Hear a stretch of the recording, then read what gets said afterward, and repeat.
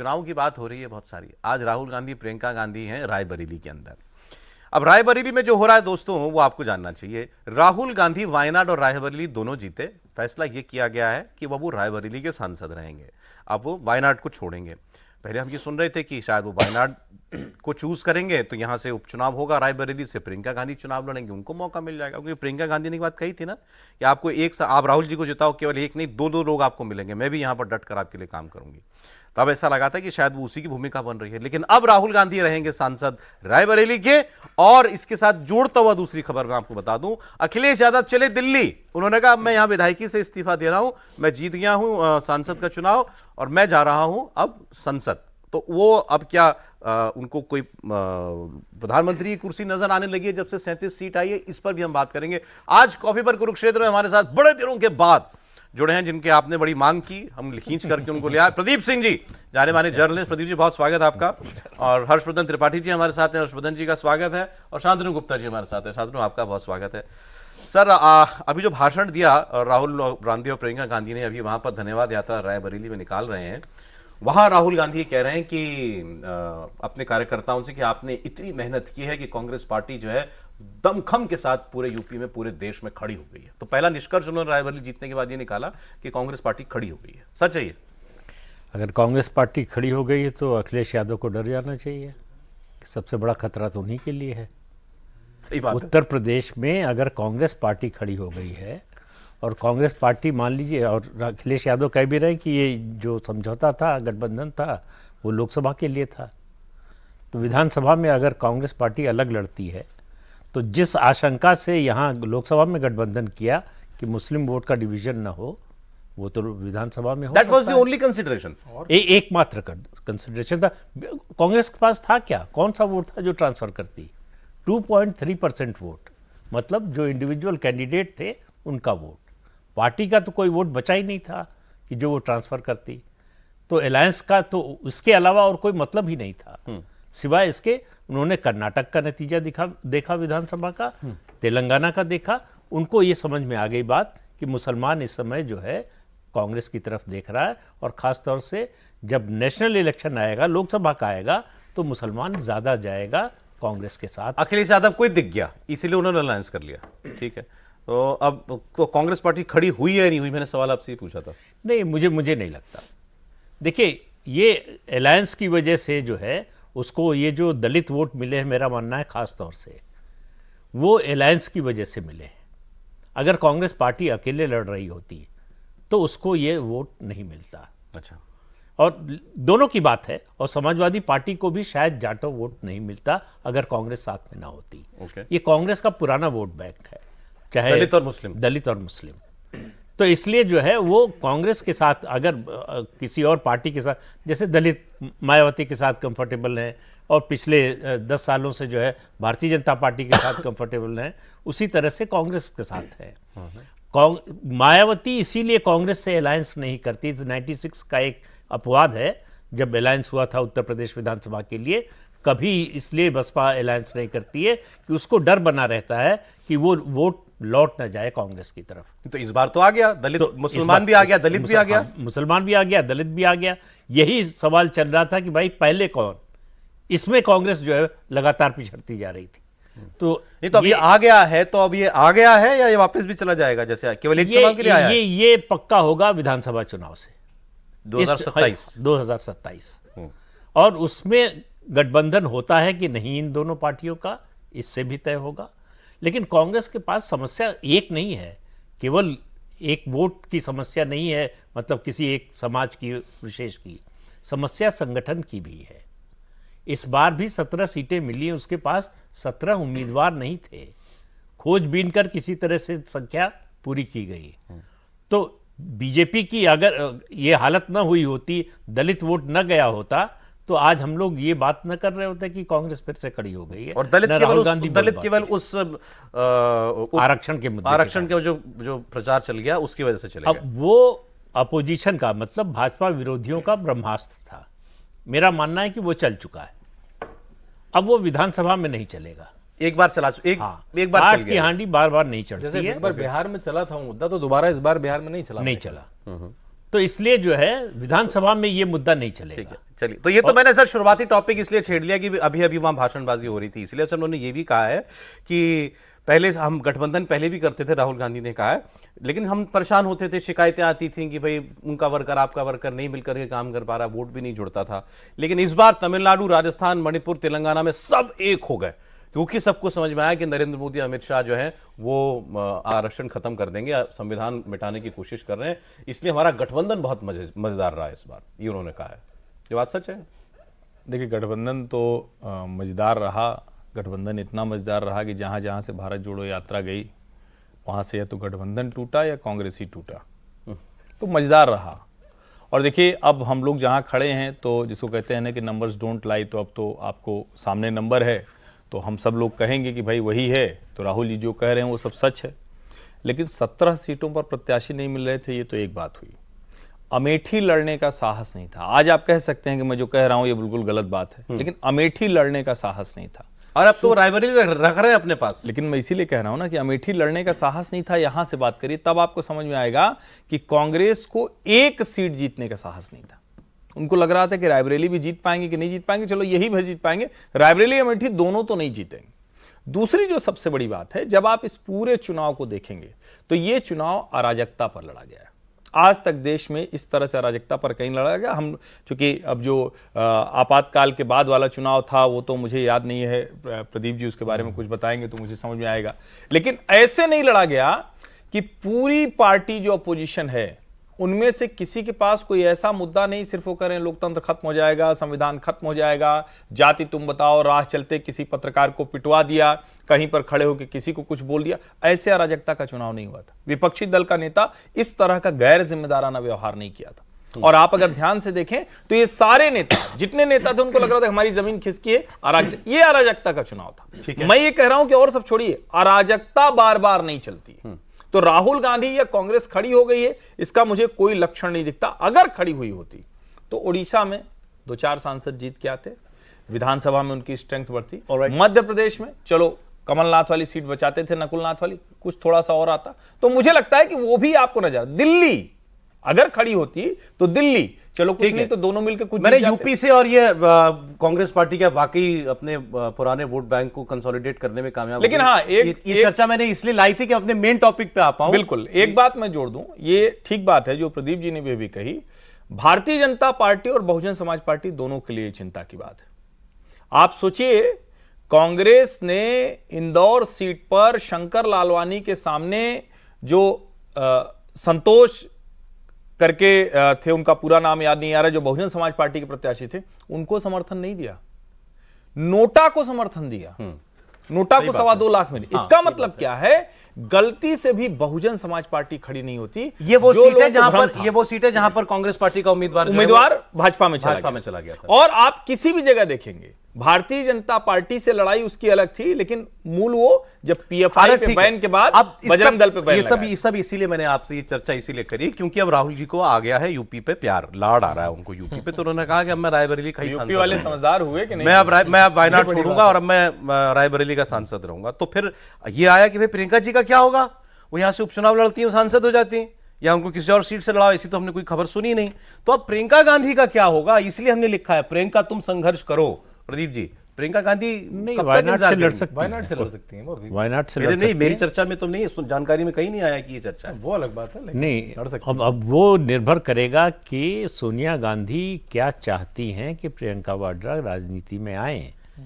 इस सवाल का जवाब जो होगा उसी से तय होगा कि वो लड़ेंगी वायनाड से या नहीं। सर, चुनाव में कांग्रेस पार्टी को नजदीक से जानने वाले बहुत से लोगों से बात हुई, इस प्रोग्राम में भी बात हुई, उन्होंने कहा यह फैसला राहुल गांधी ने किया हुआ है कि एक साथ तीनों लोग संसद में नहीं जाएंगे गांधी परिवार के। नहीं, उससे पहले यह फैसला सोनिया गांधी का है। ओके। उनका जो पॉलिटिकल असेसमेंट है, उनका मानना है कि पॉलिटिकली ज्यादा ठीक है राहुल गांधी प्रियंका की तुलना में। और ये जो बातें कांग्रेस पार्टी में चल रही थी कि प्रियंका जो है वो बंद मुट्ठी है, खुलेगी तो सब बदल जाएगा, उत्तर प्रदेश आ जाएगा वापस, कांग्रेस खड़ी हो जाएगी, तो वो 19 से 24 के बीच में हमने उसका असर देख लिया। 19 में वो आधे से ज़्यादा उत्तर प्रदेश की प्रभारी थी और अमेठी रायबरेली की तो हमेशा ही रहती थी। अमेठी का चुनाव राहुल गांधी कांग्रेस अध्यक्ष रहते हुए आ रहे, और उसके बाद उत्तर प्रदेश विधानसभा चुनाव की पूरा जिम्मा उन पर था, सिर्फ 2 सीट। तो उनके चुनाव प्रचार का कितना असर होता है, उनका कितना प्रभाव है।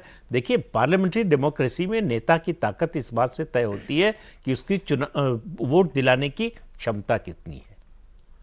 तो ये क्षमता की परीक्षा तो प्रियंका वाड्रा की हो चुकी है। नहीं, वो तो कहेंगे मैंने तो सारा प्रचार देखा अपने भाई का, रायबरेली जितवा दिया। तो 19 में नहीं देख रही थी का मैंने प्रचार किया, जीत गई वो भी, केवल शर्मा जीत 19 में भी तो वही देख रही थी। तो 19 में सोनिया गांधी का मार्जिन घट गया 2 लाख और राहुल गांधी चुनाव हार गए। तो इसलिए जो है ये कहना कि वो देख रही थी इसलिए जीत गए, अगर समाजवादी पार्टी से गठबंधन नहीं होता क्या तब भी जीत सकते थे? ये एक सवाल है। तो आप 2 बातें कह रहे हैं कि एक तो सोनिया गांधी जब तक नहीं चाहेंगी तब तक इनके चुनावी डेब्यू इनका नहीं होगा, और दूसरे प्रियंका गांधी जो भी हो सब जनता समझ चुकी है कि राहुल गांधी इस तरह की बात कोई पहली बार थोड़े बोल रहे हैं। जब जुलाई 2019 में उन्होंने कांग्रेस अध्यक्ष पद से इस्तीफा दिया तब भी उन्होंने कहा था कि मेरे परिवार से कोई नहीं बनेगा कांग्रेस प्रेसिडेंट। और उसके बाद सोनिया गांधी जो है 4 दिन बाद कार्यकारी अध्यक्ष बन गई और करीब लगभग 2.5 साल रही। तो इसलिए जो है राहुल गांधी ये चाहते हैं इसलिए कि उन पर जो परिवारवाद का आरोप है उसको हटा सके। वो प्रियंका वाड्रा से उनको कोई इस तरह की दिक्कत नहीं है, लेकिन सोनिया गांधी जो पहले कहा जाता था कि इटली में भारत जैसा ही संस्कृति है बेटे को आगे बढ़ाने की, उससे ज्यादा ये बात है कि उनका पॉलिटिकल असेसमेंट। सर, बहुत इंटरेस्टिंग बात अभी राहुल गांधी ने कही है, इसके ये हमारे पास बयान है सुनाने के लिए, तो मैं सुनाना भी चाहता हूं। रायबरेली में मैंने आपको बताया कि राहुल गांधी और सोनिया गांधी सब हैं। उन्होंने कहा कि अगर प्रियंका गांधी वाराणसी से चुनाव लड़ती तो मोदी जी 2-3 लाख वोटों से हार जाते। सुना दे, अभी नहीं आया, ठीक है, बड़ा लेकिन मजेदार हो गया, तो बोलिए। देखिए, प्रधानमंत्री 1.5 लाख वोट से जीते हैं। देखिए, इस समय जैसे हर्ष जी ने कहा कि नंबर्स डोंट लाई, अब नंबर उनके सामने हैं तो इस समय बड़े बड़े वो पुल बना सकते हैं। देखिए, वो वापस इसलिए नहीं जा रहे। अखिलेश यादव और राहुल गांधी उत्तर प्रदेश की सीट इसलिए नहीं छोड़ेंगे कि उनको पता है कि ये जो झूठ उन्होंने फैलाए बार बार नहीं बिकेगा।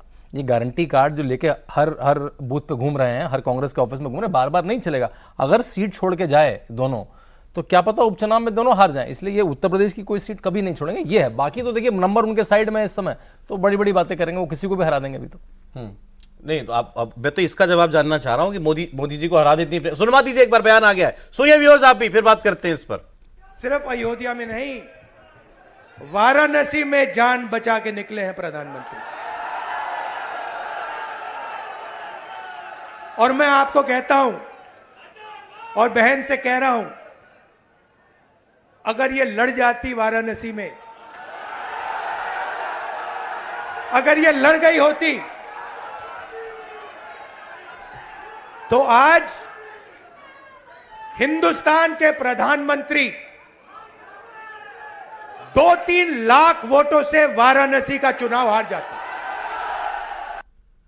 मुझे राहुल गांधी जी की बात पर तो गजब ही बॉल फेंके हैं, इसका जवाब बीजेपी क्या देगी वो देखना है। लेकिन ये पहले तो मैं ही जानना चाहता हूं कि राहुल गांधी, आपको अगर इतना कॉन्फिडेंस था कि प्रियंका लड़ जाती तो मोदी जी हार जाते 2-3 लाख वोट, तो क्यों नहीं लड़ाए भैया? क्यों नहीं लड़ाए? मोदी आप जी को जिताना चाहते थे क्या?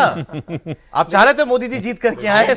इतना कॉन्फिडेंस था अगर तो लड़ाते भाई। देखिए सौरभ जी, मैं बार बार इस मत का हूं और इसको फिर दोहरा रहा हूं, अराजकता से चुनाव को प्रभावित करने के बाद और अराजकता को आप उत्साह में बता सकते हैं, लेकिन मैं याद दिला दूं, बस इतना कहना चाह रहा हूं कि इससे यह पता चल रहा है राहुल गांधी के अभी के बयान से कि कांग्रेस पार्टी को भी यकीन नहीं था कि यह नतीजा उनके पक्ष में आने जा रहा है। उनको कोई यकीन नहीं था। फिर मैं कह रहा हूं, बीजेपी की तरफ वो भी सख्ते में रहे होंगे। 2019 में अजय राय के पहले वाटर टेस्टिंग की गई थी, सबको ध्यान में होगा। खबर चली प्रियंका जी वाराणसी से लड़ रही हैं, बिल्कुल। और बाकायदा आप ही के साथ चर्चा में हमने कहा कि अगर वो लड़े तो ये उनके कार्यकर्ताओं को थोड़ा मोरल बूस्टर देगा, वो बूस्टर डोज जैसा होगा। हमने कहा या फूलपुर से लड़ जाएं या वहां से लड़ जाएं, हिम्मत नहीं पड़ी। और इस बार भी मैं कह रहा हूं, अब चुनाव के नतीजे आ गए, सीट जीत गए तो कोई बात नहीं, अभी तैयारी कर लें, आज घोषित करें कि वाराणसी से लड़ेंगी प्रियंका गांधी। मैं तो कह रहा हूं ना कि आज घोषित कर देना चाहिए और अगला चुनाव होगा वो। और मैं तो ये भी कह रहा हूं कि लोग भूल गए होंगे, राहुल जी कह के गए थे छोड़ के जा रहा हूं प्रियंका को योगी आदित्यनाथ के सामने, कुर्सी से उतार देगी। 19 में कह के गए थे, 22 में योगी जी फिर आ गए, पता नहीं चला उनका। प्रियंका शीला कौल वाले घर में रंगाई पुताई की बात गई ही नहीं। तो आज ये जो बात कर रहे हैं इसका कोई आधार नहीं। आज ये उत्साह है, वो जो नंबर सामने है उसमें ये उत्साह में बोल रहे हैं। लेकिन मैं सच कह रहा हूं, इसको आप ठीक से समझिए, अगर ये होता भरोसा तो दोनों भाई बहन अमेठी और रायबरेली से लड़ते और कहते कि देखो हम भाजपा को, ये कॉन्फिडेंस तो नहीं था, नहीं था, ये तो बात नहीं। जिस दिन नॉमिनेशन करने गए उस दिन का वीडियो अगर आप निकाल कर देखें, राहुल गांधी रायबरेली नॉमिनेशन करने गए, बहुत बड़ी खबर थी। वायनाड जब नॉमिनेशन के लिए गए तो रोड शो निकला, रायबरेली में तो नहीं निकला। रोड शो निकला, वहां प्रेस कॉन्फ्रेंस करी और वहां रायबरेली में कब गए और कब गए और मीडिया से बातचीत नहीं की। हाँ, और उनका चेहरा आप देखते तो लग रहा था कि जैसे जबरदस्ती उनसे कहा गया कि लड़ना है इसलिए नॉमिनेशन करने तो फैक्ट है कि उनसे वो जबरदस्ती लड़े थे सर। तो अखिलेश यादव का बहुत ज्यादा दबाव था उन पर कि जो है दोनों लड़े, नहीं तो कम से कम एक तो जरूर लड़े। लेकिन अब उनको अफसोस हो रहा है कि क्यों नहीं प्रियंका को लड़वा दिया हमने। नहीं, अब कहने के लिए भाई अब तो जो है ये टेस्ट करने का मौका है नहीं, तो आप कुछ भी कह लीजिए। आप कह लीजिए कि हम अगर गठबंधन न करते और 500 सीटों पे लड़ते तो हमारी सरकार बन गई होती। ये क्यों नहीं कहा उन्होंने, ये समझ में नहीं आ रहा है। इसीलिए मैंने आपसे शुरुआत में पूछा था कि वाकई कांग्रेस पार्टी चुनाव में खड़ी हो गई है क्या, इसका आपने जवाब दिया नहीं। बिल्कुल नहीं। अब आप देखिए कि फर्क देखिए, बीजेपी पिछले 3 चुनाव में अपने निचले स्तर पर है, तब भी जो इंडिया ब्लॉक है उसकी कुल सीटें जो आई हैं उससे ज्यादा अकेले बीजेपी को मिली है। करेक्ट। ये आजाद हिंदुस्तान का पहला गठबंधन है जो प्री पोल गठबंधन है जिसको बहुमत मिला है। किसी गठबंधन को, जो गठबंधन सरकारें बनी है पोस्ट पोल अलायंस से बनी है, ये पहला प्री पोल अलायंस वाला गठबंधन है जो पूर्ण बहुमत लेकर सत्ता में आया है। और उसके अलावा it should be thought of as कि एक पार्टी ही जीती है। हाँ, बिल्कुल उसी तरह से है। Okay. भाई गठबंधन जिस तरह से था, जो 19 में 14 में था, 19 में था, 24 में था, उसकी एक कंटिन्यूटी है। जो प्रधानमंत्री ने बात कही कि सबसे पुराना गठबंधन है, ये 98 में बना था अटल जी के समय, तब से कंटिन्यू कर रहा। कुछ पार्टियां जरूर आई गई, लेकिन जो है ये एनडीए जो है वो बना रहा। यूपीए खत्म हो गया। मुझे तो अब ये बात सुनने के बाद मुझे लग रहा है कि कहीं वायनाड में ना उतार दें अब प्रियंका जी को वाकई कांग्रेस पार्टी। नहीं, उतार लेकिन सकते हैं। मेरी एक इस पे थोड़ा वहां तो जीत ही जाएंगी। राहुल जी मंच पे भले बोल रहे हैं, लेकिन जो कांग्रेस अफेयर्स को जानने वाले लोग हैं, और उनमें से ही किसी एक महत्वपूर्ण व्यक्ति ने मुझसे कहा कि राहुल किसी कीमत पर नहीं चाहते हैं कि प्रियंका लड़े। क्यों? अब ये वजह नहीं पता, लेकिन उसके पीछे कहा यह जाता है कि सब के बाद राहुल की सलाहकार मंडली को लगता है कि अगर प्रियंका मैदान में आ गई तो शायद लाइमलाइट दूसरी तरफ घूम जाएगी। देखिए, ये तो कांग्रेस को जानने वाले लोग यहीं से प्रोग्राम में बताते हैं ना कि कैंप तो खेमे तो बटे हुए हैं। नहीं, प्रियंका कैंप, राहुल कैंप तो है ही। और उन्होंने लोगों की खींचतान भी चलती है। प्रियंका लड़ना चाहती हैं, बिल्कुल लड़ना चाहती हैं, लेकिन राहुल गांधी नहीं चाहते हैं। दोनों भाई बहन के बीच में बहुत प्रेम है, वो अपने बड़े भाई को कुछ कह नहीं सकती, लड़ना चाहती है। और अगर आज सचमुच इतना है, अगर आज वो जो कह रहे हैं, तो भाई कहीं से लड़ा दो ना। बिल्कुल, कहीं से लड़ा दो। नहीं, चलो वायनाड से ही लड़ा दो। रायबरेली नहीं छोड़ना है क्योंकि विरासत राहुल के ही पास रहे, वरना तो वायनाड से वो सांसद थे, वायनाड ही जाते। यूपी के लोग तो नासमझ लोग थे, प्रियंका जी को भावुक लोग थे। प्रियंका जी को अफसोस तो नहीं हुआ होगा ना कांग्रेस की 99 सीटें देख करके, अरे यार ये तो 52 से 99 ले आया मेरा भाई, अब फिर मेरा नंबर छूट जाएगा पीछे, ऐसा तो नहीं हुआ होगा ना? नहीं, ऐसा तो नहीं हुआ होगा। क्योंकि उसके बाद उससे कम हो जाती तब तो जो सबके लिए खराब। देखिए, उसमें तो दूसरा भी मसला है ना, इतना बैगेज है, इतनी तरह की जांच है, इतनी तरह की मुश्किलें हैं। कांग्रेस को आप जरा उस तरह से भी देखिए ना, तो ऐसा नहीं हो सकता ना कि वो इस चीज पे बहुत कोई खुश हो गए, उसमें तो एक ही है। अच्छा, समय अब मुझे लगता है थोड़ी बहुत बात तो अखिलेश यादव की भी करनी चाहिए। वो यूपी में टिकने आ गए हैं राहुल गांधी, और अखिलेश यादव लखनऊ से दिल्ली आ गए हैं। जैसा मैंने करल सीट विधानसभा छोड़, देखिए उनका जो संसद में रिकॉर्ड है वो बहुत ही निचले स्तर का है। 2017वीं लोकसभा में आजमगढ़ से वो 2.5 साल सांसद थे, उनकी अटेंडेंस मात्र 30 से 33% थी। मतलब लखनऊ से वो दिल्ली नहीं आते थे। उनका सीटें भी तो नहीं थी ना, आप 37 सीटें नहीं थी, लेकिन उन्हें विधानसभा जाना, बल्कि विधानसभा जब वो गए तो विधानसभा यूपी की बड़ी रोचक हो गई। तो उसमें योगी आदित्यनाथ और इनके बीच जो मजेदार झपकियां होती थी वो मजा आता था सुनने में। लेकिन मेरे हिसाब से अगर कोई उनको सलाह दे तो उनको विधानसभा में रहना चाहिए था, और रहते तो वो योगी आदित्यनाथ पे कटाक्ष करते हैं। वो नेशनल लीडर बन गए हैं, लेकिन नेशनल बीजेपी कांग्रेस के बाद सबसे ज्यादा सीटें उनकी हैं। नेशनल लीडर तभी बनेंगे रहेंगे जब तक उत्तर प्रदेश में कुछ रहेंगे। उत्तर प्रदेश में अगर कमजोर हो गए तो ये नेशनल लीडरशिप का ख्वाब जो है वो हवा में उड़ जाएगा। उनको प्रधानमंत्री बनने का ख्वाब आता होगा आपको? बिल्कुल आता है। मुझे लगता नहीं है। मुझे 37 सीट लेकर जो है प्रधानमंत्री, वैसे तो ख्वाब तो किसी को भी कुछ भी आ सकता है। ममता बनर्जी को दो बार जो है ये सपना देख चुके हैं। अगर 12 सीट लेकर यही इंडिया गठबंधन, केसी त्यागी ऑन रिकॉर्ड है, नीतीश कुमार को पीएमशिप ऑफर कर सकती है, प्रधानमंत्री पद का पोस्ट, तो वो क्या बुरे थे 37 सीट लेकर? बोला क्या बता हमारी दुख पर लग जाए। वो तो लेकर आते ना, ये तो पहले से वहां है। नहीं, मैं कह रहा हूं इन बढ़ाने वाले नहीं, मैं कह रहा हूं इन फ्यूचर। इन फ्यूचर भी नंबर जैसे हैं इस लोकसभा में, उसमें कोई गुंजाइश नहीं है किसी और सरकार के बनने की, किसी और गठबंधन के सत्ता में आने की। क्योंकि उनको लगता है सरकार 5 साल नहीं चलेगी। नहीं, उनको नहीं, बहुत से लोगों को लगता है, एक पूरा इकोसिस्टम है जिसको लगता है कि 1 साल नहीं चलेगी, 1 से 1.5 साल। मोदी को जो है गठबंधन की सरकार चलाने का अनुभव नहीं है, तो मोदी को देश चलाने का अनुभव नहीं था। जब 14 में आए थे तो कहा गया, फिर कहा गया कि उनको तो विदेश नीति का तो कोई अनुभव ही नहीं है, विदेश नीति कैसे चलेगी, ऐसा कोई है ही नहीं। तो इस तरह की बातें, इस तरह की चर्चाएं तो जो है वो जो अचीवमेंट है उसको कम दिखाने के लिए ये लगातार इस तरह की जो बातें हो रही हैं, वो कि बहुत से लोगों को इतराज है कि ये मोदी 3.0 क्यों कहा जा रहा है, ये तो एनडीए की सरकार है, बीजेपी की तो है नहीं भाई। एक कंटिन्यूटी कांग्रेस कहती है ना उनको 1/3 प्राइम मिनिस्टर। तो भाई, और मनमोहन सिंह कितने तिहाई चौथाई के थे जो 140 पे और 200 पे सरकार बना ले गए। मतलब 143 और 206 पे सरकार बनाने वाले को मैंडेट था और 240 वाले को नहीं। मतलब ये कौन सा तर्क है और किसके गले के नीचे उतरेगा? अरे सर, सम टाइम कम है आपका, आज मैं सारा ज्ञान जो है निकाल लेना चाहता हूं, पॉसिबल नहीं है लेकिन फिर भी 5 मिनट में जितना हो पाए। आपने कहा कि अखिलेश यादव भले ही लखनऊ जा रहे हैं, लेकिन जब तक यूपी नहीं संभाले रहेंगे तब तक कोई फायदा नहीं है। 27 में उनकी पहली परीक्षा 29 के लोकसभा से पहले 27 के विधानसभा में हो जाएगी। आपको लगता है कि बीजेपी जो है उसके सामने चुनौतियां ज्यादा हैं या मतलब एक बार जो काट के अंडे जैसे आपने कहा वो चढ़ गई इस बार सपा की, कांग्रेस की, पहले 27 और फिर 29 में? यूपी के लिहाज से पूछ रहा हूं, बीजेपी के लिए नहीं। यूपी के लिहाज से बीजेपी के सामने चुनौतियां बहुत हैं और वो चुनौतियां 2022 से ही दिखना शुरू हो गई थी कि 2014 में जो सोशल कोalition बनाया था उससे बीजेपी ने 4 चुनाव, 2 लोकसभा 2 विधानसभा जीते और बीजेपी ने ये मान लिया कि लाभार्थी का जो वर्ग तैयार हुआ उससे इसको हमने सीमेंट कर दिया है, अब इसमें दरार नहीं आ सकती। लेकिन इस चुनाव ने दिखाया कि उसमें दरार आ सकती है अगर मुद्दा ऐसा हो जो आरक्षण का मुद्दा था। तो बीजेपी के लिए चिंता की बात वो है कि अपने उस सोशल कोalition को फिर से कैसे खड़ा करे, मजबूत करे, जिसमें सेंध न लग सके। अखिलेश यादव के लिए समस्या यह है कि वो कुल 4 चुनाव हार चुके हैं, उनके नेतृत्व में उनकी पार्टी हार चुकी है।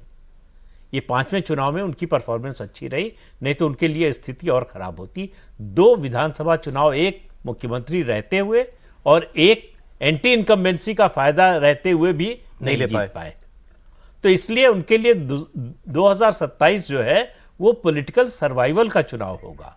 भले ही लोकसभा में 37 सीटें मिल गई हों, लेकिन अगर उत्तर प्रदेश तीसरी बार हार गए तो उनके और उनकी पार्टी के लिए, उनकी राजनीति के लिए वो एक बहुत बुरी खबर हो। तो इस जो आप कह रहे हैं ऐसा सुन के तो लगता है कि उनको विधायक ही रहना चाहिए था। बिल्कुल रहना चाहिए। पता नहीं किसने सलाह दी, उनको जिसने भी दी बहुत ही गलत सलाह दी। बहुत ज्यादा समय नहीं बचा है उत्तर प्रदेश के विधानसभा चुनाव में। ऐसे में उनको जो सफलता मिली है लोकसभा में, उसको और मजबूत करने के लिए विधानसभा की दृष्टि से उनको लखनऊ में ही रहना चाहिए था, उत्तर प्रदेश में ही रहना चाहिए था। उनकी राजनीति का आधार वहीं से तैयार होगा, वहीं से खड़ा होगा। तो इसलिए उनका दिल्ली जाकर वो कुछ नहीं कर सकते हैं इस लोकसभा में। बड़े भाषण देंगे सर लोकसभा में, हम भी दिखाएंगे। बढ़िया भाषण दे भी नहीं पाते हैं। ऐसा भी नहीं है कि बहुत अच्छे वक्ता हो, बड़े अच्छे पार्लियामेंटेरियन हो, वैसा भी नहीं है। ठीक है, वो एक चिढ़े हुए नेता की तरह वो व्यंग मारते हैं, उत्तर प्रदेश विधानसभा में बोल रहे हैं। उससे ज्यादा जो है आप उनका एक भाषण नहीं बता सकते विधानसभा में या लोकसभा में जब रहे। विटी तो है सर, लेकिन विटी तो है। वो 2 लाइन देखिए, कैमियो जो है क्रिकेट में जो होता है ना, वो एक अलग चीज होता है, लेकिन उससे आप हर बार चुनाव नहीं मैच नहीं जीत सकते। ठीक है, तो वो आप जो है चुटकी ले ले, व्यंग कर ले, वो एक अलग बात है, लेकिन टेस्ट मैच खेलना, मैराथन दौड़ना, वो अलग चीज है। आपको क्या कहना है? वो सांसद अब कह रहे हैं मैं सांसद रहूं बेटर है अखिलेश। देखिए, मुझे मतलब निश्चित तौर पर ये लगता है कि उनको विधायक ही रहना चाहिए था, और हमने विधानसभा के सत्र देखे हैं, वो अच्छे सत्र थे। अब भले शिवपाल जी पर अभी भरोसा बहुत हो गया है, लेकिन शिवपाल जी चाचा हैं, पार्टी बना के चले गए थे, कोशिश पूरी की थी कि अखिलेश खड़े ना हो पाए। अब राजनीति में कौन कब कहाँ मजबूत हो जाएगा, और अगर शिवपाल को जिम्मा नहीं दे जाएंगे तो तुरंत नए तरह का बवाल खड़ा हो जाएगा, कोई और संभाल नहीं पाएगा। दूसरा, हम लोग जरा एक ये भी देखें ना, नरेंद्र मोदी का 3rd टर्म शुरू हो चुका है, मंत्री बन गए, पोर्टफोलियो आ गया, साफ दिख रहा है कि मोदी तो अपने अंदाज में चलने वाले हैं। इस वाले अंदाज में अखिलेश यादव की क्या भूमिका हो सकती है? कुछ कमजोर होता मामला, कुछ ढीला होता, कुछ 4 चीजें कहने को होती। बेहतर तो यह था कि 111 विधायक के साथ वो योगी आदित्यनाथ के सामने कोई चुनौती पेश करते, और अब जो चुनौती खत्म होगी तो अपने आप एडवांटेज योगी आदित्यनाथ हो जाएगा। और दूसरा, जो लोग वहां लड़ाई के लिए देख रहे होंगे, जिसको बार बार हम कहते हैं कि पेपर लीक का मुद्दा हो, कोई अव्यवस्था का मुद्दा हो, जनता के मुद्दे हो, वहां अखिलेश यादव नहीं मिलेंगे। तो मेरा यह मानना है कि ये बहुत ही गलत निर्णय लिया गया। आपने कन्नौज से चुनाव लड़ा, बहुत शानदार निर्णय था। राहुल गांधी को रायबरेली से लड़ने के लिए मजबूर किया, बहुत शानदार निर्णय था। लेकिन अब आपको कन्नौज छोड़ना चाहिए, और या तो वही बात कि भरोसा नहीं है, भैया जीत नहीं पाएंगे, तो एक लोकसभा कम हो जाएगी, सेंटिमेंट खराब हो जाएगा। इसके अलावा तो और कोई वजह नहीं दिखती है। और 2027 पहले है, लेकिन आपको यहां जो नरेंद्र मोदी के अभी जिसको कहते हैं ना 3rd टर्म, जिसमें कहा जा रहा है कि बहुत बड़ी बड़ी चीजें होंगी, वो जो आपको झेलना है, तो बेहतर होता है कि आप अपनी जमीन पकड़े रहते, दिल्ली की राजनीति न करते। जब आप कोई जीत का स्वाद चख लेते हैं, वैसे तो मतलब हाँ, यूपी में तो जीत ही कही जाएगी, जीत है, बिल्कुल यूपी में तो बड़ी जीत है। तो जीत के बाद खुमार में बहुत दिन आदमी रहता है, कई दिनों तक खुमार टूटता नहीं है, बढ़िया लग रहा है, मजा आ रहा है, गुड फील हो रहा है, गुडी फील हो रहा है। तो अभी उस मोड में चल रहे हैं राहुल जी और अखिलेश जी दोनों, उसी में उन्होंने ये फैसले भी कर लिए हैं। लेकिन वो फील गुड फैक्टर थोड़े दिन बाद जब खत्म हो जाता है, तब असलियत दिखाई देती है कि अरे अभी तो बहुत कोस चलना है। तब वो क्या करेंगे, असल इम्तिहान उनका तब शुरू होगा। आज कॉफी पर कुरुक्षेत्र में इतना ही। प्रदीप जी बहुत धन्यवाद आपका, हर्षवर्धन जी बहुत शुक्रिया आपका, शांतु बहुत शुक्रिया आज आप मिले। कल फिर मिलेंगे आपसे दोपहर 6 बजे। लेकिन एक सियासी अपडेट आंध्र प्रदेश से आपको मैं दे दूं, चंद्रबाबू नायडू कब लेंगे मुख्यमंत्री पद की शपथ, इसकी बात होगी एक ब्रेक के बाद।